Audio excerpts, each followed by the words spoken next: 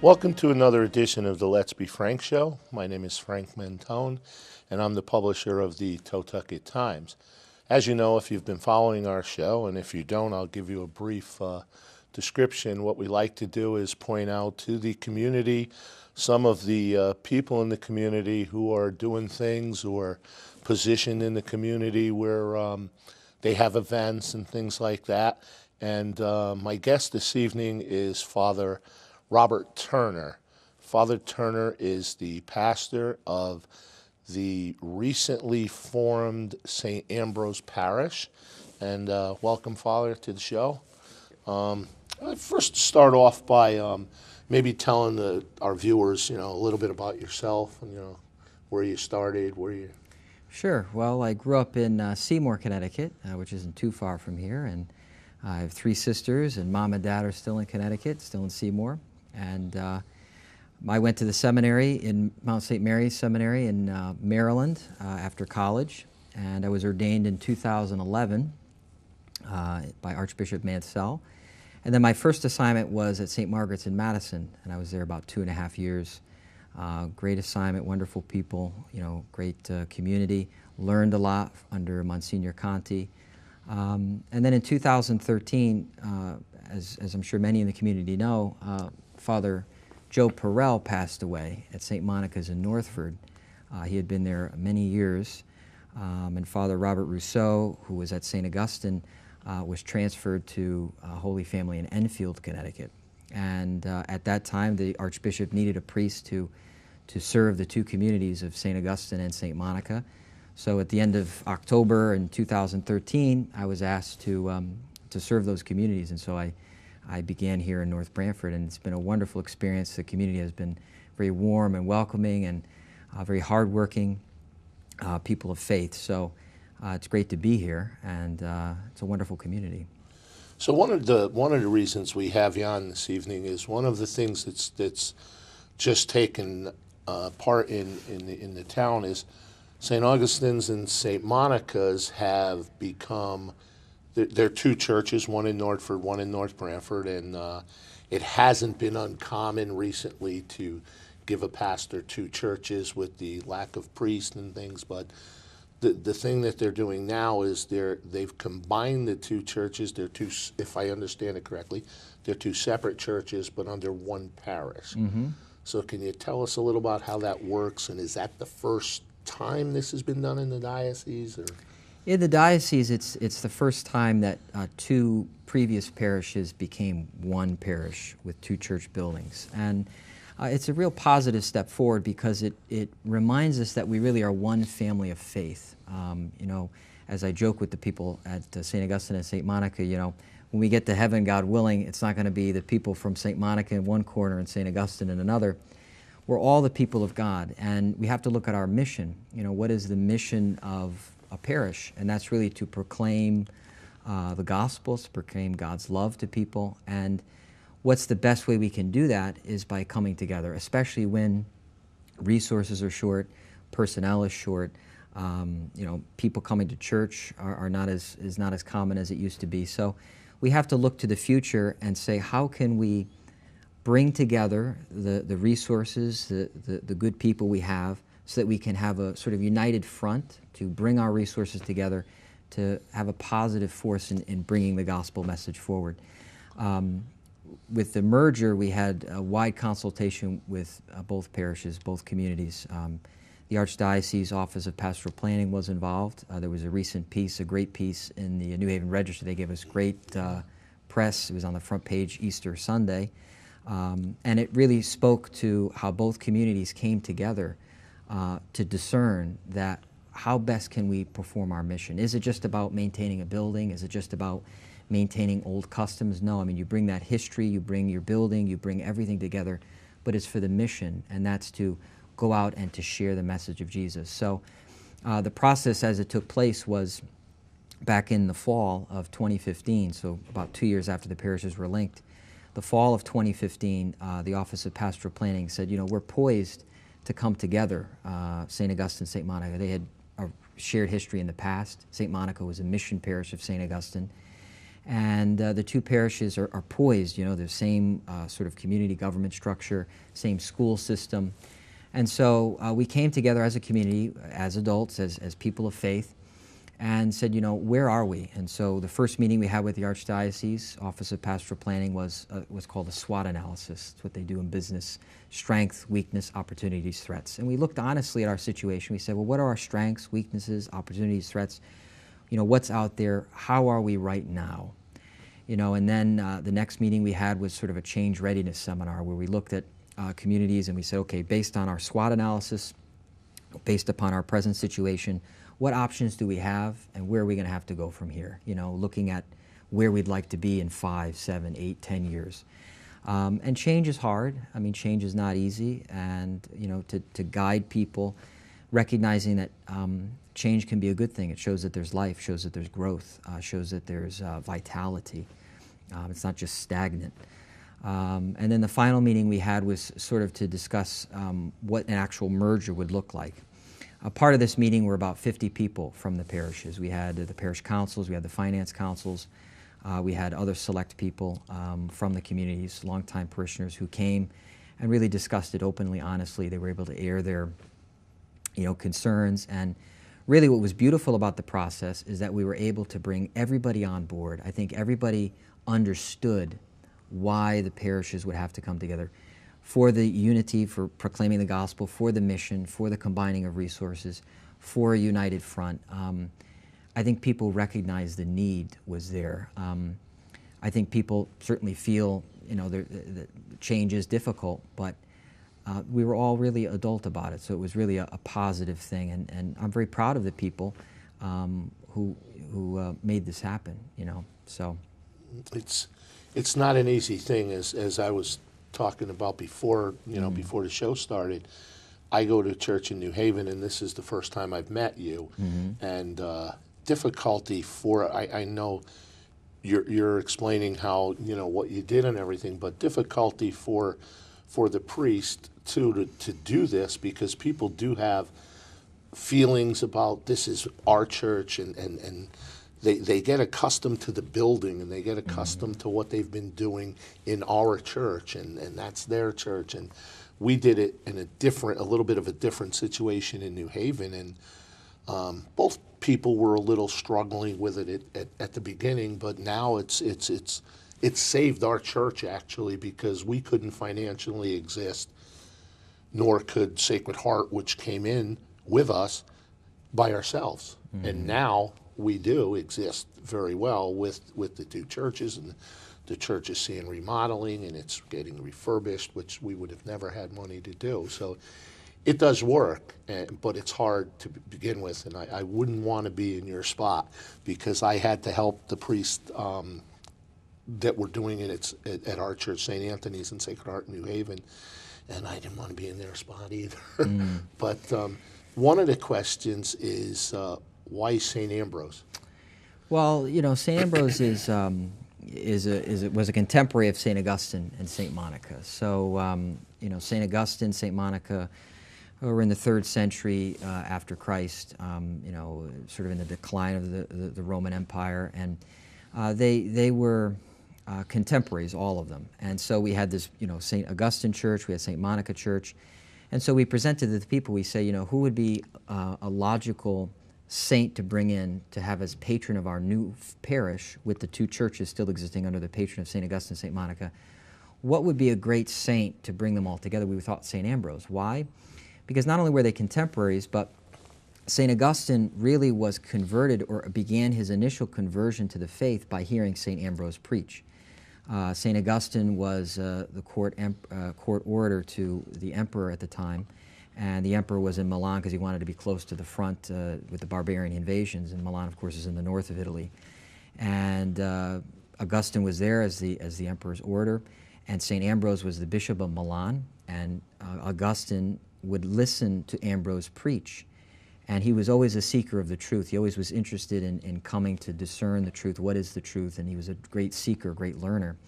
And he was really captivated by Ambrose, and it was really at his preaching that he began to consider Christianity. Of course, St. Monica, too, who was always Christian, she's like the patron saint of children who sort of abandon their faith or leave their faith, right? Because she would pray for her son, right? Because Monica was always Christian. And she would go to Ambrose for advice and suggestions, and he would always console her and give her good advice. So the three really come together in such a beautiful way, and they come together as examples to us. You know, St. Augustine always sought the truth. He was a great sinner turned saint. St. Monica, of course, a woman of great devotion and prayer. And St. Ambrose, who courageously proclaimed the gospel, you know, in a time that was difficult. So they're great examples to us, signs of holiness, and it made sense. So when we presented that name to the 50 or so stakeholders in this parish change, they said, you know, that makes a lot of sense. You know, there were other names that were floated too, but this really just made sense to bring all three names together and all three saints together, and I think it works quite well. Yeah. Now you've gotten, I've heard a little bit about it. As I said, I go to church in New Haven, so I'm not really that familiar with the situation. But how does it? I mean, you have two separate churches, but it's one organizational structure. And do the two separate churches still have things that they used to have before, ceremony, you know, and stuff? Well, one of the great things that we were able to do with this merge is that we didn't have to close one of the buildings. You know, perhaps in other reorganizational pieces in the diocese, they may have to close some churches because of disrepair or just lack of people or whatever the situation might be. But in our case, we were able to keep both churches open, and what that means is that people are still able to come to their church, have the same, you know, history, have the same ceremonies, have special events that they used to have at their church building. But it's within the larger organization of St. Ambrose. So a parish really is better to be looked at as like a territory or an area, and a church is more a building. You know, in the past we would associate the parish with the church building. And I think this is a learning experience or an opportunity to catechize, to let people know, well, they're actually two separate realities. So having one administrative structure is certainly a lot easier and allows us to share resources and time and talent, and it brings us under one flag, if you will. Now, do you have separate the masses, or maybe if you give the mass schedule for? Well, the mass schedule is the same as it was before the merge, but at St. Augustine we have a 4 o'clock vigil Saturday night, and then a 5:30 vigil at St. Monica, and then for Sunday we have a 9 o'clock at St. Monica and an 11 o'clock at St. Augustine. So between the two churches there's 4 masses, and we get good crowds. We're getting about 800 people, 850 a weekend, which is pretty good. At each church or together? Together, Yeah. As one parish. Which is great. We have 500 kids in religious ed, so we're a vibrant community, and by coming together we're able to tap into that vibrancy. One of the great things we're able to do by bringing the parishes together is offer more options than ever for our religious ed kids. In the past, because of limited resources, both in space and in employees, we were only able to offer certain times, 1 or 2 or 3 days a week. Now we can have religious ed 5 days a week, and it gives the parents the opportunity who are so busy these days. And we were talking about, kids, you coach baseball and they're, being pulled in so many different directions. It's a way that we can give the parents the opportunity to say, I can have this day, this day, this day, this day, rather than just 1 or 2 days a week. Right. So it's very positive. We can serve the people in a way that they need to be served today. Well, the thing now, you say obviously the masses are scheduled, so you can run back and forth. Yeah, they are scheduled. Fortunately, we have there's 2 rectories, obviously, because there were 2 separate parishes at one time. Up at St. Monica, we have a Dominican priest, Father Jordan Lanahan, who is the chaplain to Quinnipiac University. He's been there since last summer. Hopefully, he'll continue to be there, and he helps out the mass schedule once in a while, so that people can get a different voice. Plus, he's a great preacher, and we're very excited to have him. So that helps me out a little bit too, which is good. That's got to be great, because I know when we did it, the mass was across New Haven, and it was like a 9:30 and an 11. And poor Father Colicchio at the time, who was at St. Augustine's years ago, was when he was younger, he was running from St. Michael's to St. Anthony's, and he was older. I mean, it wasn't easy for him to go back and forth, and you try and get help, but again, we keep reading about the shortages of And you know, running back and forth, it's not just, you know, a mechanical thing. Like, you know, you really want to be present to the people. And if you're, you know, 4 masses in, you know, even Saturday you have a morning mass, if there's a funeral, and then the 2 vigils. By that last vigil, you're sort of, you know, you don't, you know, the homily may not be as good. You know, you may, you know, precept bad days too, so you may not, you know, be as, you know. So it's great to have help to say mass. Yeah, like Certainly. in our church, all the Italians after Mass, they wanted to talk to the priest. Yeah. Not to talk to him Yeah. about anything other Right. than we're having Right. lasagna today. Right. You know, and he would be like, I gotta gotta go, I run, gotta yeah, get to the other yeah, church, I yeah. gotta say Mass. So it's nice to have help. Sure.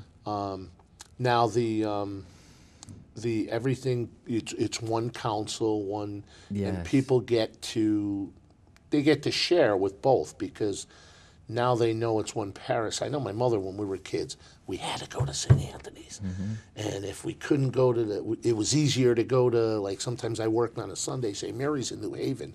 It was nice. They had a 5 o'clock Sunday afternoon Mass. And it was like, no, you got to tell the boss you can't do that because you have to go to Mass at St. Anthony's. But now it's their parish either way. Right. It's, Right. Yeah. So it's and I saw some things on Facebook originally when it first started, and I don't respond to Facebook, but I do look at it because of having the town info, paper. You yeah. sort of, it's information. And when they did start it, I saw some things with people saying, you know, oh my God, we just got a letter and they're doing this and they're doing the, people panic right from the start. But then afterwards, there were a lot of things about people saying that, well, you know, I just went to St. Monica's for something, and I would have never gone there before. And, you know, we had a ball, and we're going back there for this and that. So, like you said, it gets the community focused on, you know, it's Definitely. a community now. It's not Definitely. just a building. Right, It's, definitely.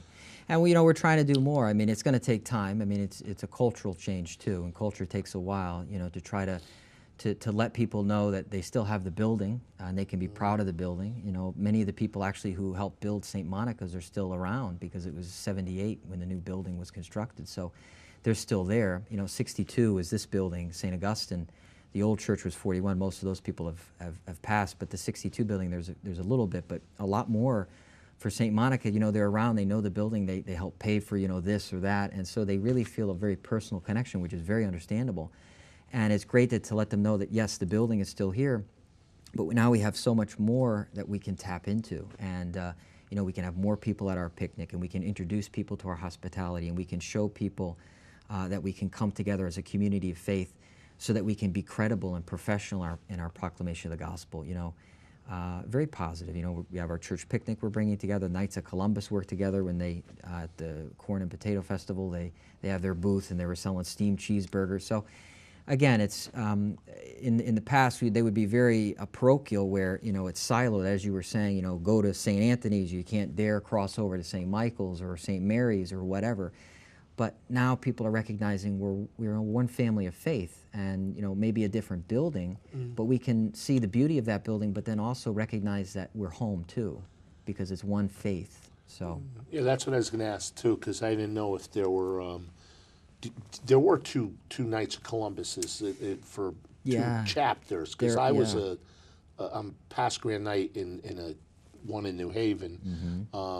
That's, you know, they don't have that much activity because it was an older. It was 65, so it was one of the lower. the older ones, Yeah. the first ones. And how do they now? Are they going to ever? They'll keep two separate ones, Well, or can they? the Knights are, you know, we have Boy Scout troops. It's sort of like the same thing. We have Boy Scout troops at both churches, and you know, they're not going to come together. They have their own troop numbers, and they're just affiliated with the different buildings. The Knights of Columbus are the same way. You know, they use the Knights tax ID number, and they're sort of a separate entity. They're involved and connected to the church. But they're in discussions to come together. But they're going to talk to their membership. They're going to take a vote. I think it would make sense because it would give a nice boost to their numbers. It would be a nice plus. You know, in the Knights, one of their whole mottos is fraternity and unity, and I think coming together as one parish. The Supreme has come to me and said, you know, what do you think would be best? And I said, you know, I think coming together would be best. I think a lot of the guys do think it would be best to do that. But, again, we leave that up to the membership of the two councils. So. Now, this fits into somewhat of the Pope has been preaching the unity and everything. How does that fit into, what's... Well, Pope Francis is a very beautiful figure because he really, he's not very... He's intellectual for sure, but he's definitely a man who's able to connect with people. And I think we see that over and over again. I mean, the way he talks about subjects, the way he embraces people. Not that previous popes didn't. It's not like, he's the nicest guy to come along since sliced bread, but it's a way he approaches people in a very pastoral way. And I think he's trying to communicate that to the church, saying, we have to first meet people where they are, and we have to have as our primary mission proclaiming the good news, and everything else has to sort of take a seat in line with that modality, and that's basically what we're doing here, instead of holding on to focusing on a building or focusing on old customs that don't reach new people, or sort of making it more like club-like or clique-like. We're saying, that's great, we're in the church, we found God's life and presence, and we have His peace, but we need to look outward too. We have to look out at the community and say, there's a lot of people who haven't heard of Christ, who think they know Christ, who need God's love, who need our joy. And I think by coming together, we say, we need to look outward. And, that's something, one of the Pope's first documents, The Joy of the Gospel, he wrote in 2013, a big, long document. And really, he pours his heart out on the page, and he says, we have to be missionary disciples, which means we have to be on the move, bringing people to Christ, showing them the joy of life again, which is really a relationship with God. And we can't do that, closed inward, just with limited resources, limited people, limited everything, and looking in on ourselves. We have to look outward. Maintaining our history, maintaining who we are, recognizing the great history and the people who have made this possible, the patrimony, but taking that patrimony, taking what people have done and moving it forward so that the gospel and people can be served. Because at the end of the day, and the Pope always says this, it's about the people. It's about bringing people to God, and that's the mission. So what we did with the merger is give us the capacity to do that in a better way, both in terms of numbers, in terms of finances, in terms of credibility coming together. So I think it fits in line, obviously, and the rest of the diocese is going to have to come to grips with this too, as they look at other areas of pastoral planning. Because if you have a parish that has no life, right? If you have a parish that has no programs or events or ability to reach people, how is that serving the mission? Yeah, that makes sense. But now, what's planned for down the road? You've got, Yeah. Both parishes have been active. Yeah. But now with this renewed. Yeah. So as I tell people, this is really just the beginning. So we've done the administrative part, we've done the organizational part, we've brought the two communities together, officially in name and in title and in corporation legal stuff. But now really it's about furthering the mission. So our mission is to proclaim the gospel, and a couple ways we're going to do that is in our SWOT analysis, which we talked about before, there was a great lacuna of youth, right? Young people, teenage years. It's a difficult spot. It's difficult for all churches, all religions, because it's a difficult age, it's a difficult culture. So we, as a community, discern, we really need to invest in our youth because they're important. We want to share the gospel with them. They have to be prepared when they leave home to go to college, to face the big world, right? So we want to give them the tools, the gospel, the message of God to be with them as they go forth. So we're looking to hire a youth minister, which would be a full-time youth minister, which would be a great addition to our team, to fill that spot so that we really can connect with the kids. Youth minister would be going to their games, meeting their families, being involved in their lives, asking how best they can serve them. So different programs and events, and investing resources. We're looking at revitalizing our confirmation curriculum to make it more relevant for the kids. There's even some talk perhaps we might have a Sunday afternoon mass with more contemporary music for the kids. So, we're looking at ways now with the additional resources to make that a possibility. Another thing we're doing is called Alpha. And it's a program that actually was started by an Anglican priest, Nicky Gumbel, in England. But it's not just for Anglicans, it's for all Christians. It's basically proclaiming why Christ matters.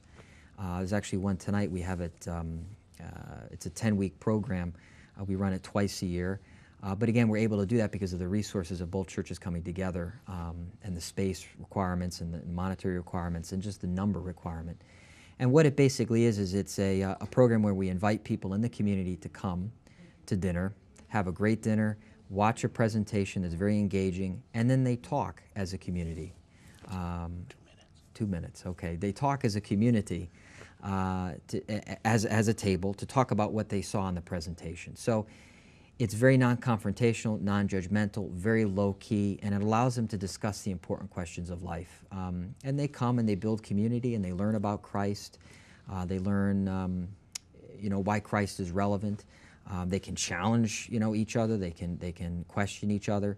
So it's a great way to build and to bring people to Christ. And then after Alpha, we have other programs, Bible studies, other formation programs. Bishop Barron has wonderful programs, Catholicism series, which aired on PBS and other stations, track studies on like the Eucharist, social justice studies. So these are things that we're doing to try to galvanize our adults and to bring new people in.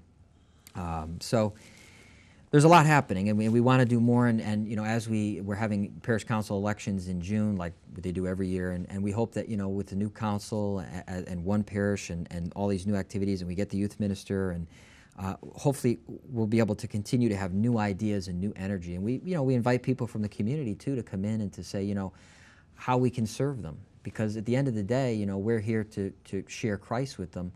And we want to meet them where they are. And if anybody's watching or listening, it'd be great to have them come in and say, well, here's a space where the church is not, or here's a space where you can help us, or here's a space that would make sense, or here's a question I have. We want to be of service in any way possible. So. Well, I think it's a great thing. I appreciate you coming on. I think it would be great to have maybe a show on TotoketTV once a month, once every 2 months. Maybe not even you, one of your ministers can come on, and we're always looking for things like that. Definitely. And if you need anything through the paper, obviously, Definitely. you know where to find me. And I wish you a lot of luck, because Thank your you. task seems to be, you're downplaying it, but it seems to Yeah. be a monumental task. Well, there's great people, and as you know, you've been in the community. There's great people in the community, and it really makes my life easier because people want to make it work, and they're good people. So, pleased. Well, thanks for coming on, and Thank I you. thank our viewers, and I thank our director, and hopefully we'll see you down the road. Thank you.